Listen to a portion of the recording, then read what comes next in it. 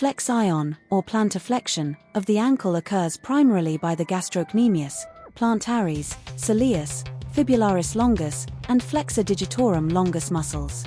The Achilles tendon, which attaches the gastrocnemius, plantaris, and soleus muscles to the calcaneus, heel, bone, also contributes to flexion.